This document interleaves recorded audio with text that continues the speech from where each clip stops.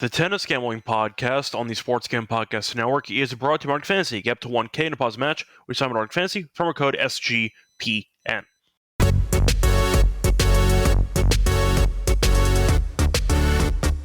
And welcome everybody to the Tennis Gambling Podcast here on the Sports Gambling Podcast Network. It's currently very early in the morning, around 4 a.m. Eastern on Sunday, July 27th. And host always Scott Reichel once again going solo for this pod.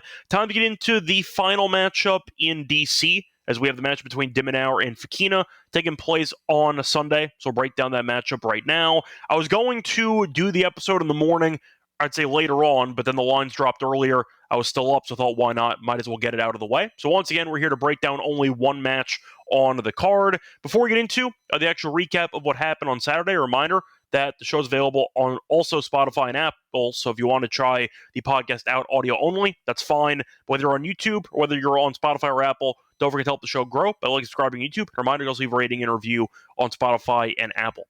Plus, reminder, check out the merch store on the SGPN website. We have a lot of great tennis merch. We have sweatshirts, t-shirts, and mugs. High quality, very affordable, and also different colors, so different options for what you want to get. But a reminder, check out the merch store, not just for this show, but for the other shows with the SGPN platform. Plus, a reminder, the Sports Gambling Podcast is back with our 32 NFL team previews. They're also bringing back the phrase that pays. Each episode, they'll have a keyword that they'll be giving out of a 32-word phrase. Enter the entire phrase for a chance to win a $1,000 circa future. So starting off with the actual lock and dog picks for the matches in DC on Saturday, ended up splitting as we ended up winning the lock. We had Minaur in straight sets at minus 150. For the dog, though, did lose as we had Shelton in straight sets at plus 100. Not even close as Fokina destroyed him, and he lost in straight sets. So getting into the actual lock, I'd say recap. Actually, you know what? I'll save the semifinal recap for a second. Do want to recap the clay slate, though, that we ended up seeing on Saturday, because Bublik and Darderi did each go back-to-back. They won titles last week and this week, which was impressive, as Bublik got the job done in the final against Kaza in Kitzbühel in straight sets. Unfortunately, we had the team total over, and Kaza ended up having an opportunity to get to 5 games in the first set. Got broken. He was up a break in the second set, choked 2. So Bublik did go under the team total, but it was pretty close to cashing. Kaza just could not maintain his nerve, and Bublik got the job done. Nice job by him. Now, Darderi ended up winning in Bustad, and he ended up winning again in Umag as he destroyed Taberner in straight sets. We did like Taberner plus the games. That didn't work out as Darderi killed him. Nothing else really had. Darderi was great, and he looked like the best player in the field, and his forehand was dominant. He got the job done in straight sets. So congrats to Bublik and Darderi, who ended up going back-to-back. So nice job by them on the clay slate. But getting into the recap of the matches on hard court in the semis on Saturday. So you had 2 pretty straightforward matches. One was surprising based on the winner, but not too much drama, as Minaur did beat Moutet 6-4, 6-3. I'm a bit annoyed at Minaur because I actually called 6-4, 6-2 on the dot, and Minaur got broken while serving for the match, and then broke back to win the match. So I was really close to getting the exact score right, but either way, point is Minaur in straight sets was the easy call. Moutet looked fine health-wise, didn't matter. Minaur is a better player, and Moutet just didn't have enough weapons to get the job done. Minaur has done a better job at coming forward to the net. He did it, especially in the second set, and Minaur opened up a massive lead to start that second set. He flipped the switch and ended up having a monster couple of, I'd say, games, maybe 10, 15 minutes of just very solid play. You blinked and Minaur was up 2 breaks, gave one of them back, and then eventually ended up getting the job done in the second set as well. So minus 150, bit juicy, but never in doubt, as Moutet ended up really not threatening to win the match at any point. But nice job by Minaur to get the job done for us in straight sets. As for the dog, though, I got to mention once again Shelton, who not only did not win in straight sets, he didn't win a set. He got destroyed in the matchup against Fokina. What an embarrassing showing by Shelton. It's one thing to lose to Fokina, who's been good against them. I get it. However, based on the spot and based on the margin of defeat, it was just a terrible performance by Shelton. It was probably the worst match he's played all year. A reminder that Shelton had not dropped a set up to that point. He beat Tiafoe in straight sets in the quarterfinals. Fokina, though, was lucky to even be here because Fritz ended up running out of gas, and Fritz choked when he was up 5-2 in the third set in the quarterfinal matchup. So Fokina won 5 games in a row. The match ended at 2 a.m., and he showed up and buried Shelton. And I would say Fokina played well. He did. I'm not going to try to remove all credit from Fokina. At the same point, though, Shelton was god-awful. I don't really know what he was trying to do the entire match. You figured after Fokina had himself a long marathon, you'd want to try to maybe prolong some points, try to make Fokina feel the, I'd say, long amount of time on court in the legs, and instead Shelton just punted unforced errors the entire match. It was really ugly. Shelton also couldn't buy a first serve for most of the match. I believe his first serve percentage in the first set was in the 30%. Like, it was really, really bad. And Shelton, if he's not landing the first serve, has problems. In the first set, he landed 32% of his first serves. It picked up in the second set, but it didn't really matter because he ended up losing anyway. But looking at the actual numbers for Shelton, he had, it's actually even worse than I thought. He had 14 winners and 35 35 unforced errors, 35 errors to 14 winners. Ouch. It felt like Shelton came into the match with no game plan, and it felt like, I don't know if it was the heat or the actual environment, I don't even know. It felt like Shelton didn't want to be there, and he was actively just punting points. Now, Fokina did his part. He ended up choking away a break earlier in that second set, got it back at the end, and held on to win. But it really felt like Fokina got the job done by keeping the ball in play and by letting Shelton just self-destruct.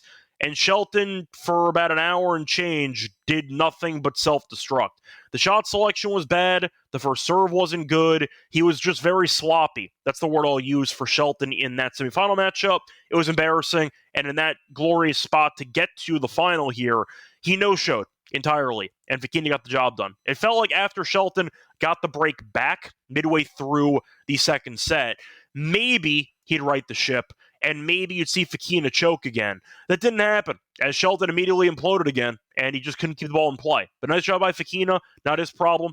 He got the job done in straight sets. Now we have what's an interesting final between de Minaur and Fokina.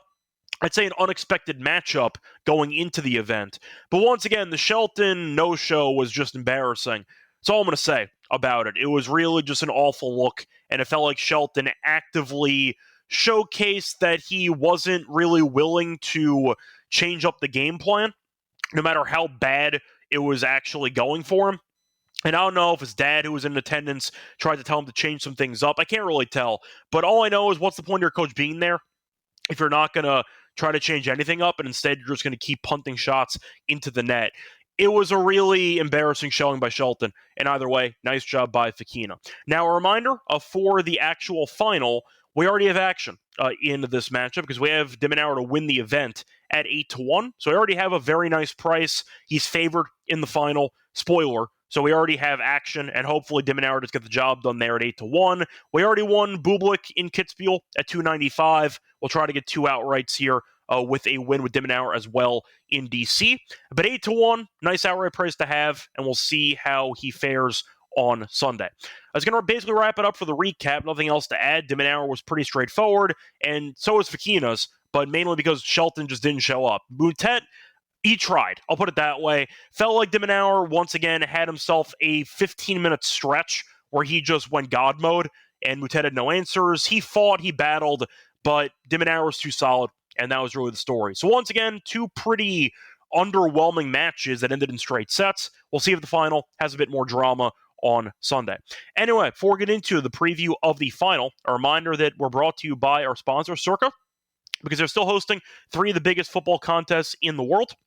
For the NFL, they have Circa Million, Circa Survivor, and Circa Grandissimo, over 21 million in guaranteed prizes. You can't call yourself a true DGen if you're not competing in the Circa Football Contest coming out of this SGPN at the Circa Contest weekend, August 21st, 23rd, for an amazing weekend, including live shows and open bars. Plus, you get 15% off your stay at Circa with code SGP15. Contest open to everyone. Sign up in a Vital Play from anywhere with the help of SGPN's official proxy. Go to footballcontest.com. Use code SGP to get $50 off your proxy fees. We're also brought to you by Fantasy because they're doing Best Mania happening all summer long, giving away 15 million in prizes, including 2 million for first place. No waiver wire, no arguments about trades. Best ball is the best way to play fantasy football. They also have a great option for Pick'em. You go to create some entries. You can win up to 500 times your entry. Sign up for a new account, though, with the code SGPN to get a special pick and a first-time deposit offer up to $1K in bonus cash. On Fantasy promo code SGPN. Welcome back, everyone, to the Tennis Game Podcast. Finished going through the recap of the semis in DC.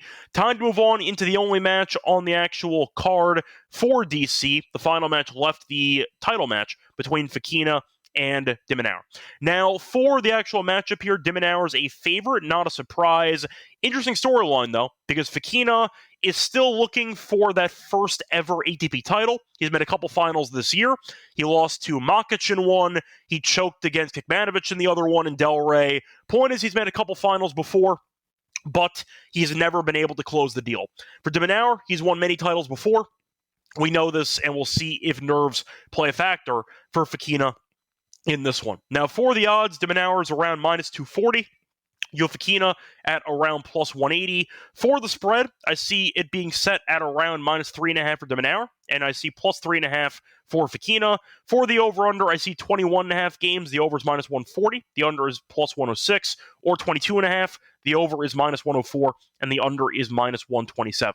So once again, pick whatever number you want, depending on if you want the over-under, but you can find different totals available, some more juicy than others. Anyway, for that, Ted, it's been close between the two of them. Now, getting into the recent meeting, faced off in Toronto a couple years ago, and de Minaur killed him. Won in 2023, and he only dropped 4 games in the entire match. However, every meeting before that was quite competitive, and the point is you have seen each player have success. So in the head-to-head, just by going through it right now, they have faced off a grand total of 6 times, and they're currently tied, let me just make sure I got that right. They faced off 5 times, and Fokina is currently ahead 3-2. Now, there is a caveat, though, that the only 2 meetings that de Minaur won were on hard court. So the fact is, Fokina beat him on grass and beat him on clay twice. So on hard court, de Minaur has had the edge in the head-to-head. Now, one of them was a next-gen match, which was the first of 4 games as opposed to first of 6, and that was in 2019. De Minaur did win in 4. Put an asterisk next to it, though, because it wasn't a real tennis match based on the normal scoring, but still, the point is the most recent meeting, de Minaur dominated on hard court in Toronto, and we'll see if history repeats itself here in the final in DC on Sunday. Now, for the path of both players, both guys have looked quite good. De Minaur has been a lot more convincing in his wins, as he was able to get by the first 4 matches, only dropping 1 set in the event. Should have been 0. He ended up choking away 2 set points in the second set against Lehecka, so he arguably should be 8-0 for sets. Instead, he has to settle for 8-1. Still, he's been very good. I will point out, though, the competition has been relatively weak. It's why we took him to win the event. We did like the draw. Boo in the first round. Lehecka's tough. That one went to 3 sets. Nakashima's not exactly easy, but he did win that one in straight sets, and he beat Mutet, which was a lucky loser who made it all the way to the semis. A favorable draw for de Minaur in the semis. So you're looking at Fokina by comparison. He's beaten tougher competition. So he beat Minaur in the first round, ended up beating Tien, who upset Rublev, so pretty favorable draw for Fokina there in the second round, then beat 2 separate top 10 players, beating Fritz and beating Shelton, despite the crowd obviously being in favor of the Americans. Fokina got the job done, and he won both matches. A little bit of fortune involved with Fritz getting, I'd say, extremely fatigued at the end of the third set. A win's a win, not his problem, and now we have a pretty fun matchup. So for the odds, the thing that I have to actually mention to, I'd say, start this actual match preview is the fact that even though Fokina's been impressive, and even though he has been upsetting top 10 players recently, do I think he actually finally gets over the mental hurdle and wins an actual ATP title? He's long overdue. I've said many times on the show, I think he's the best ATP player to not win an ATP title. You could argue ever, honestly, because it's insane to think about when you are a top 20 player in the world, you've beaten countless top 10 guys, you have a win over Djokovic in your career, and you've never won a title. It's kind of bizarre, but either way, Fokina's here. We'll see if he gets the job done. Should have won in Del Rey. He blew a 5-2 lead double match point against Kekmanovic in the third set, and Makic he ended up losing to. Makic played well. It went to 2 tie breaks, but still. Fokina, I think, even though I like how he's played, I just don't trust him enough mentally to finally win. If he proves me wrong, congratulations to him, but I'll believe it when I see it. I think de Minaur, who's been here before, who has the experience and the overall skill set to frustrate Fokina.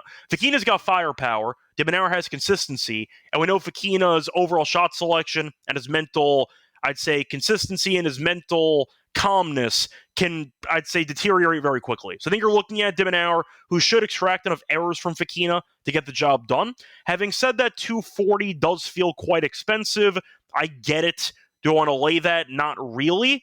But at the same point, I do think that de Minaur is going to win. I think it should be close, though. I don't mind the over in this matchup. Do I think de Minaur wins as easily as he did in Toronto 2 years ago? No. I think that Fokina has proven that he can handle the overall, I'd say, seeds that he's had to beat so far. The fact is he has been proving time and time again that you cannot really underestimate him in any circumstance, and I think you're looking at him giving de Minaur a run for his money. De Minaur, at the end of the day, is still not a great server. Neither is Fokina, but that does result in what could be a pretty, I'd say, chaotic match where both guys might be punting serves and you might end up seeing first guy to hold at the end of a set gets the job done. We saw de Minaur struggle with the serve at the end of the Mutet match. We saw him struggle in the first set serving against Nakashima. The point is, we know de Minaur's serve can be had, and Fokina is a good returner. I can see an aggressive mindset from Fokina, where maybe he ends up getting a couple of opportunities by being aggressive, and he converts on those. But to mention the actual breaks so far for the tournament, de Minaur's been broken 7 times, and Fokina's been broken 8 times. So once again, you've seen both guys serve inconsistently in the event, and we'll see if you're able to try to find the right opportunity, maybe to jump in for a live bet on one guy, expecting one service game to be a bit shaky here or there. But for the actual matchup in itself, I think de Minaur wins. I think he's the more consistent player. Fokina looked very good against Shelton. Shelton came in with an atrocious game plan and really just punted a bunch of points away. He had 35 unforced errors compared to 14 winners. Fokina, don't get me wrong, played well, but it felt like Shelton just couldn't help himself. He just kept handing over points. He ended up only landing 32% of his first serves, which is why Fokina just boat raced him in the first set. I think de Minaur will do a better job of keeping the ball in play, obviously. I think he'll be able to come forward, and I think Fokina will be frustrated at various points in the matchup. I see a lot of clutch moments or a lot of stressful moments for Fokina, and based on history, I'm expecting him to blank. That's kind of where I'm at. I think that de Minaur does win. Is it going to be easy? I'm going to say no. I'm going to say de Minaur in 3 if I had to go for an actual prediction. I think Fokina does enough to once again get himself on the scoreboard, but I do think, like what we saw in Delray, if it gets deep into a third set, I trust de Minaur in the rallies more than Fokina, and that's kind of enough for me. Fokina can prove me wrong. He can unload on both wings. The backhand could be on, and maybe he finds a way to win. But until he wins his first ever ATP title, we keep kind of having a running joke that Fokina is going to fall apart at some point in every event he's in, because he has in every event he's been in his career. So if he gets the job done, tip of the cap. But at the end of the day, I think that de Minaur, we picked him pre-tournament because we like to draw, and we thought that he'd do well on the courts here in DC. No reason to change. He's in the final at 8-1. He's dropped 1 set in the event. I like the spot. I think de Minaur wins, but I do think the over has some value. I think Fokina keeps the match close, but not enough to actually win. The over 2.5 sets is plus 140, give or take. I don't mind that price, and I said before, Fokina has had success against him in the past. That was on different surfaces that were not hard court, but still, going through the 5 career meetings, you've seen Fokina win at least 1 set in 4 of those 5. He's been really good in the head-to-head. I think he does enough to keep at least 1 set close, maybe to steal one, but I think de Minaur eventually gets the job done in this final. Anyway, that's going to wrap it up for the preview of the final in DC. Now it's time to move on into the lock and dog picks. Before we get into the actual lock and dog, a reminder that's brought to you by our sponsor, MyBookATP. It's available in applications. Use them to bet on baseball, WNBA, golf, tennis, and of course, football futures. You can also use crypto for fast payouts and use a positive sign up though for an account. Use code SGPN. You get a special 100% dollars match up to 1K. Terms and conditions to buy MyBookATP. Promo code SGPN. SGPN. We're also brought to you by Rhythm because they have Power Trends, which are a game-changing feature, the best of the best for what the house model has to offer. They've been really good for baseball and for WNBA. Power Trends are only available on Rhythm, though, so check out the actual platform. Just clean, data-backed bets. MLB Power Trends, though, have a win rate of 63%. For WNBA, they are 35-20 since launch, so check it out. A reminder, though, that you can also check out the platform for free for a week. Use the 7-day free trial by going to sportsgamblingpodcast.com to get your 7-day free trial. Welcome back, everyone, to the Tennis Game Podcast. Finished going through the preview of the final in DC for Sunday. Time to move on into the lock and dog picks. So there's going to be a bit of overlap in this one. Should be a fun matchup, but I do think de Minaur is going to win. So I'm going to go with a play that could cash, whether he wins or loses, actually, for the lock. For the lock, give me de Minaur team total over 12.5 at -120. Saw this on BetMGM. So Fokina, despite winning, has had a couple of marathon sets. There has been a 7-5 or a 7-6 set in 2 straight matches for Fokina. So we have seen a couple of long sets, whether he wins or loses. But the history between them in the head-to-head has featured a couple of very long sets. 3 of the 4 career meetings have had a 7-5 or a 7-6 set. Plus, looking at the actual history based on the number of sets, you've only seen a couple of their meetings end in straight sets. So the recent one in Toronto, recent with quotes, was about 2 years ago, but 3 of the 5 career meetings did not end in straight, 2 of the 5 have not ended in straight sets. Point is, there are a couple ways to get there. De Minaur ends up getting a 7-5 or 7-6, and he ends up winning. You get a 3-setter, whether he wins or loses. Decent shape, but I do think that de Minaur should be able to find a way to get over the finish line. I just trust him more than Fokina in this big spot.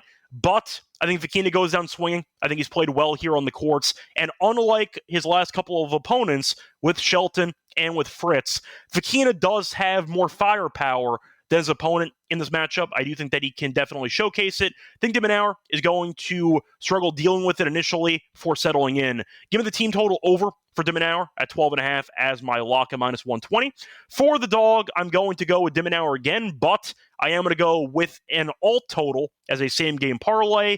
Give me the match to go over 19.5 games with de Minaur money line at +100. Now, you're looking at de Minaur, who has won both career meetings on hard court, so he has been good in the head-to-head in this environment. You're looking at the matchups, though, that you've seen from both guys in the event, decently long.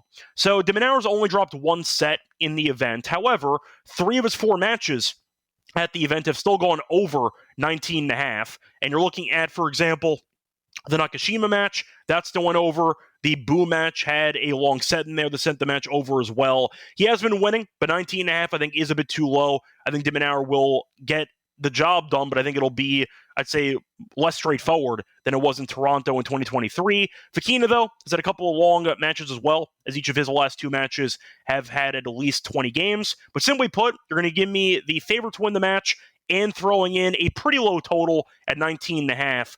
To save $1.40, give or take, turning it from -240 to +100. I like it. I understand that de Minaur, in theory, can win handily. I don't see that, though. I think Fokina is going to showcase some of his skill set. Think he'll fall short, but I see it being close. Give me de Minaur and the alt over for this one as my dog. So once again, the plays here for the show. The lock's going to be on de Minaur, team total over 12.5 games, -120. For the dog, I'm going to go with the same game parlay. Give me the match to go over 19.5 games with de Minaur money line at +100. Now, for the upcoming schedule, it's a bit weird because we have an event coming up in Toronto, which I was supposed to do an outright episode for basically today because it's technically starting on Sunday. However, the problem is because so many of the qualifying matches got suspended because of rain, there are no lines out. So we might have to do the Toronto episode a day later because we have no outrights. So unfortunately, with so many qualifiers still up in the air, we have no lines. So we're going to be doing the Toronto episode a day later, but there will be an episode for Toronto for the outright. So stay tuned for that. Till next time, I'm on Twitter at Reichel Radio. Good luck to all of you and all of your bets. Bye, everyone.